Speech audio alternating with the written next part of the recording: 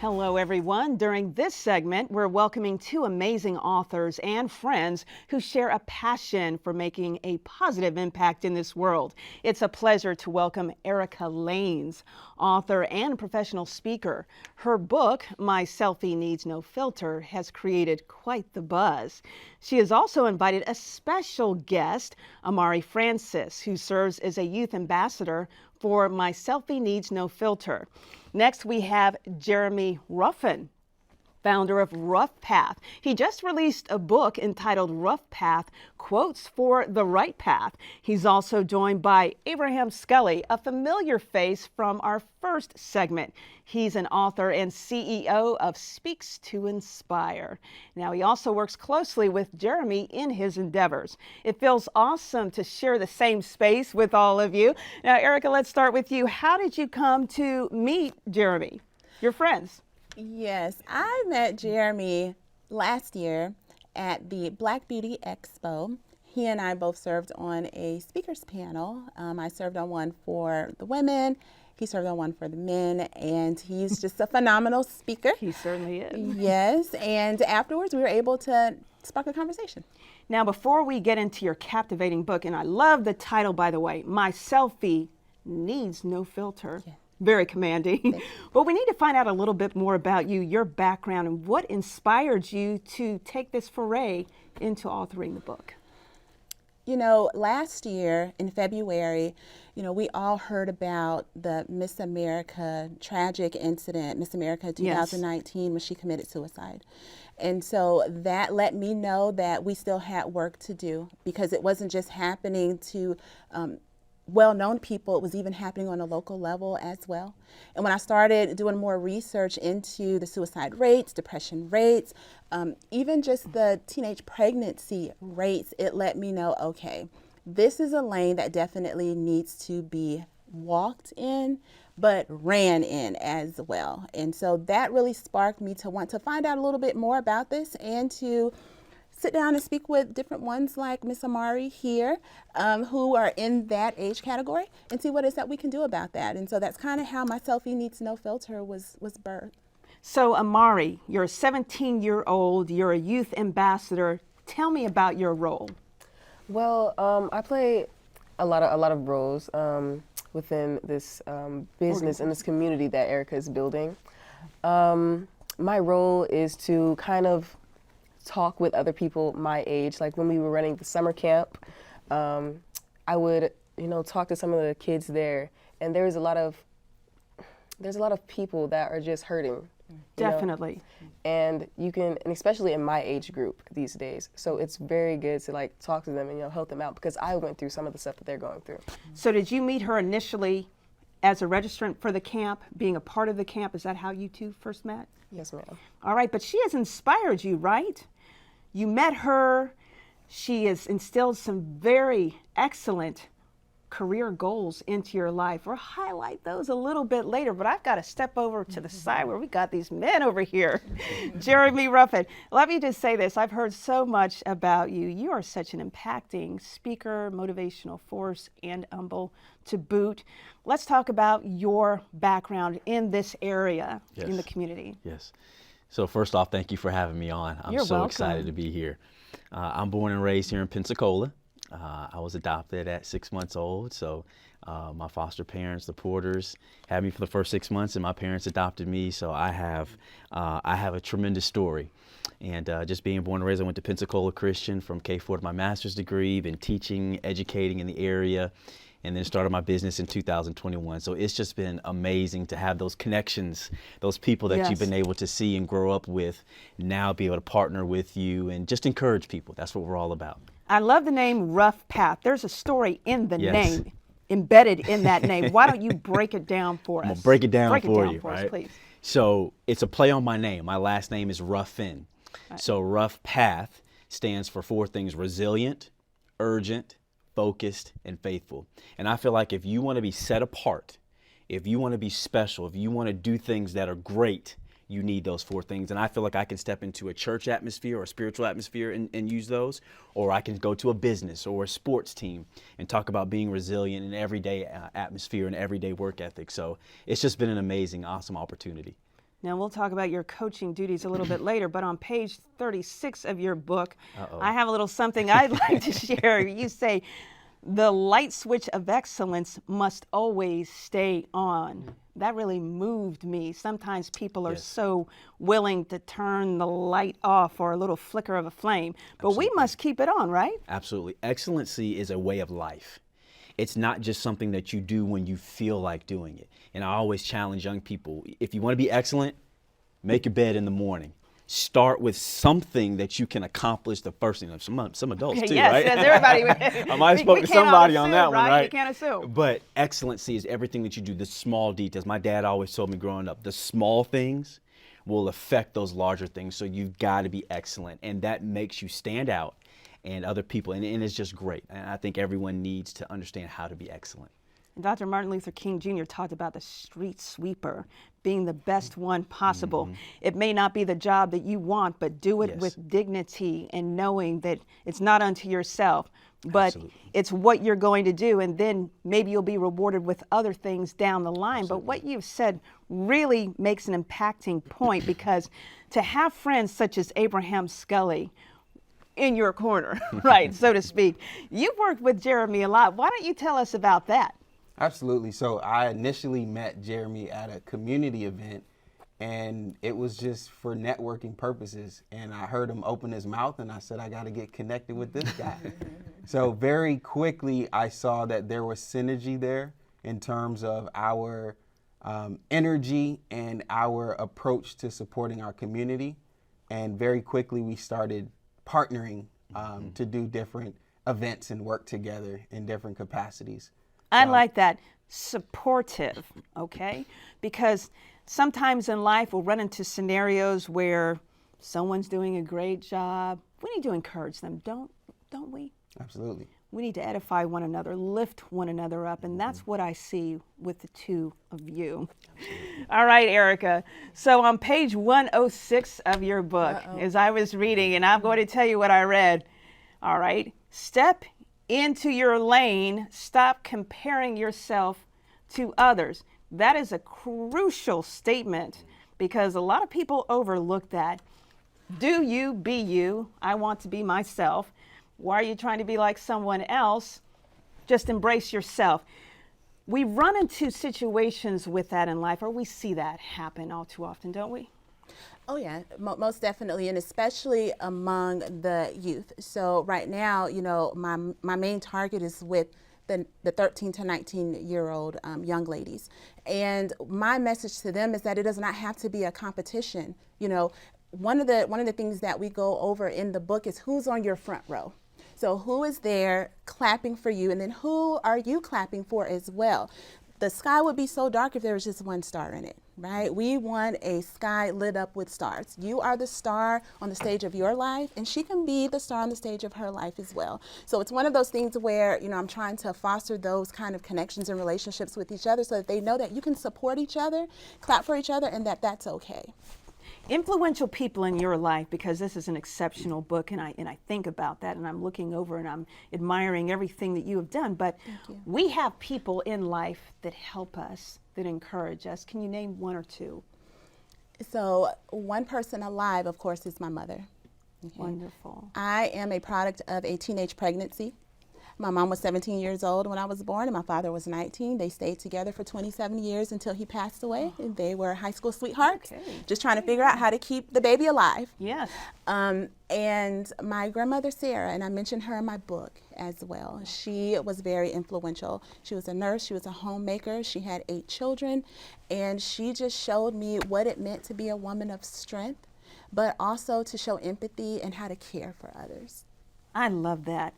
Amari, hearing that, I must tell you, being a youth ambassador, I know you wake up in the morning and say, thank you, thank you, thank you. Let's talk about your career aspirations. You are 17 years old. Are you in college, heading to college? What are you planning to do? So the plan originally was to go to college, do the normal, but I've decided that I wanted to go to the military, and I'm going into the Navy as a corpsman. Okay. The medical field for me is full of opportunities. You can do this, you can do that, and there's not many people of color you know, in the medical field. You don't see a lot of us. So I would love to bring that there. My dad's retired U.S. Navy, served 31 years. He was a nuke on a sub, loved it, that military life. And so back to you, Jeremy, talking about make that bed and do it right. My dad would plop a quarter on that. If it doesn't bounce off, you're in trouble. At least that's what he told us as kids, Jeremy. So let's talk about your coaching duties. Yes. I found some great images of you in action, all right? Yes. And because you have that vibrant personality, I know that you just wow the players. But tell us about your journey, where you have coached, okay? Absolutely. So I started my coaching career at Pensacola Christian College. I played 4 years of college basketball and then turned right around and coached for 4 years. So I thoroughly enjoyed that. Got to go to the Philippines 3 different times on missions trips, amazing. being able to use basketball as a tool to communicate with people, to feed people in education. So that was amazing. I left there, was head coach at Pensacola Christian Academy, then went to Escambia High School, was a head basketball coach there for 3 years, and then just recently coached 3 years at Milton High School. And it's just amazing to be able not to just coach basketball, but to coach life and to teach those young men basketball and athletics really does prepare you and give you an edge for being dedicated in life and to being disciplined. Now, basketball is my favorite sport, okay? Just happens to be. Okay. And we have basketball, men's and women's, here at PSC. Yes. So have you ever coached anyone who's made it on to the NBA? Just curious, or? I've not coached anyone that's made it on to the NBA, but I have had some guys that have played overseas. Okay. So they play some semi-professional. I've got one that's playing right now over in France, and he's doing a great job. So I'm so proud of those guys. They'll text me or call me or write me on social media and tell me thank you for the things that they learned. So it's always interesting to see that. So Abraham, I am so curious. Have you ever helped him coach?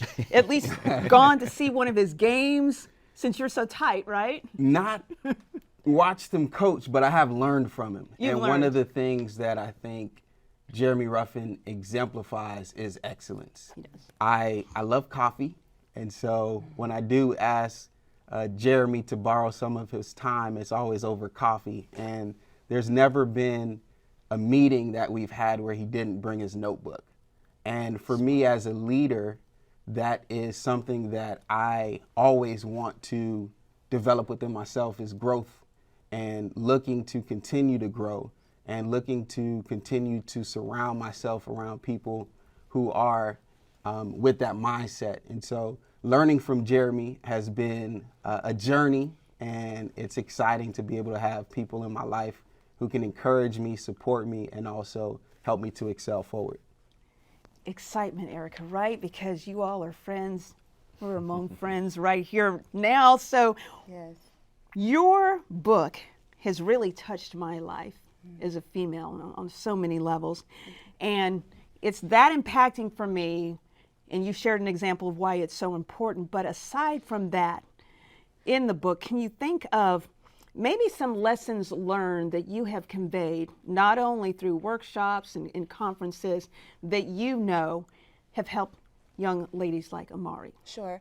So when we say my selfie needs no filter, of course, we're not talking about the kind of selfies you take with an electronic device. We're talking about your internal selfies. So your self-esteem, self-confidence, self-respect, self-care, self-love. And so we put self-love at the end for a reason. It is the foundation for all the other selfies. And before we can even talk about self-love, we have to have self-like. When we're learned to love, we typically say, I love you to someone else. We're typically not taught to say, I love me. We're not taught to look in a mirror and say, I love you to your reflection.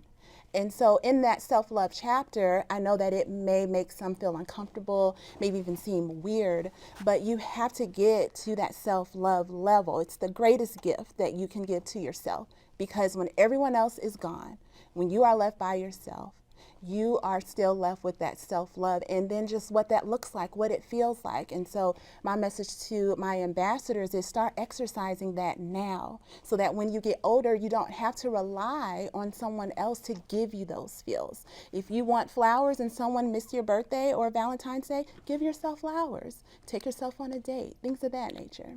I like that, and I'm so very happy that you've mentioned that in the book, because sometimes people say, well, I don't need to talk about that. But yes, Yes. we do need to Yes. open up Pandora's box in that sense. All right, Amari, you're sitting next to a queen right there. So tell me, how has she influenced your life? And I'm sure in many ways, but can you think of maybe just one? Yes, the opportunities that she's given me. I'm so sorry. No.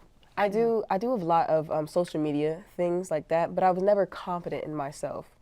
And she's put me in, like, we went to a studio and we spoke on the air there, and it was very opening, like, and we read the books, and it's like, yeah, I'm that girl, like, you know what I'm saying? Yes, you are.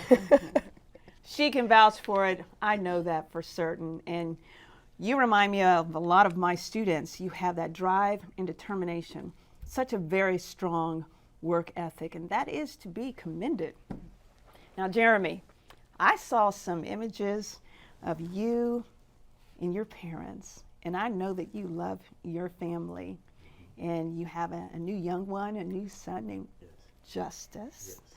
So you've been blessed on so many levels.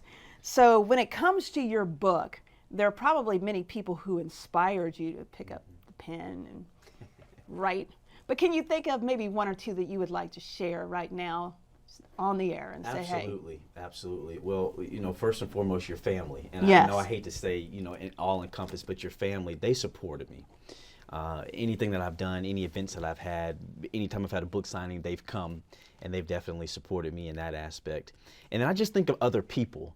I understand that you're probably asking about there's somebody who inspired me to write, but I love quotes and I love encouragement. So having other people knowing that they need to be encouraged as an encourager, and I know Abraham can, and I know Erica can also attest, sometimes we need to be encouraged. That's right. So I can vouch for that. You need to We be do. encouraged. So sometimes I know someone just needs to pick something up and just get one little nugget of truth that can get them through that time. So just encouraging other people was something that really challenged me to be that for someone that just needed that encouragement, that light, that word that would help them in that moment. You raise a very good point, because sometimes just a smile, a handshake, a hello can brighten up someone's day. And Abraham, maybe somebody was walking in the spirit of depression and something like that just moved them. They said, okay, well, Jeremy really cares about me, or he shared something positive in my life. So by knowing him giving you a boost in your endeavors. So let's just talk about how his work is influencing you. So there's an African proverb that says, if you want to go fast, go alone. If you want to go far, go together. And in connecting with Jeremy, it has shown me how far we can go when we lock arms versus when we separate and try to go in paths that are in alignment with where we want to go, but not in terms of what can create the most impact. So being able to connect with Jeremy, have conversations, share visions, share dreams, share goals, it's shown me that we can go far together. Support system, I love it. Erica, there are so many bright things on your horizon, conferences, other endeavors. Talk about your community involvement as a whole and why that is so important, especially during these times. Sure. I am originally from Mississippi, and I started my professional career here in Pensacola. When I got to understand this community better, I fell in love with the community. And so I've had the opportunity to work in so many different capacities. I've worked on the community level, state levels, as well as on the federal levels. But here is just something about this Pensacola community. And so I've been able to work with students. I've been able to work just with different public health endeavors that have gone on with the pandemic. I've been able to render service at different vaccine sites, different testing sites, things of that nature. But right now, working with the youth is really where my heart is. And so wherever it is that I can plug myself in, wherever the need is the greatest, that's where I like to go. Speaking of youth and plugging yourself in, Amari, I'm giving you the last word, all right? So you are 17. Why don't you say something encouraging to our viewers out there to inspire them to reach for the stars? My selfie needs no filter. You grow through what you go through. It's one of the quotes in the book, actually. Like when you go through something, you're like, wow, this is hard, this is a tough time, but you don't realize that you have to enjoy the journey. You have to grow through it. And Jeremy, quickly, maybe just a word or two of encouragement for our viewers. Absolutely. I've been going through some things, and a lot of times you look back and say, why me? But a lot of times I try to tell people your path is harder because your calling is higher. So you will have to go through a lot of things sometimes, but you can't have a testimony without a test. And when you go through those things, not only are you going through them, you'll be able to help someone else that needs to go through those situations. So you look through it and you say, man, I'm so glad the Lord allowed me to go through them, get through them, and not just do it, but dominate when you're going through it. And then get back and encourage somebody else as they finish through it as well. Well, Abraham, I think he wrapped it up. So, as they would say, enough said, right? All right, folks, I'd like to thank all of our guests for joining us. I'm Rameca Vincent Leary, and remember to keep it locked in right here on WSRE PBS for the Gulf Coast.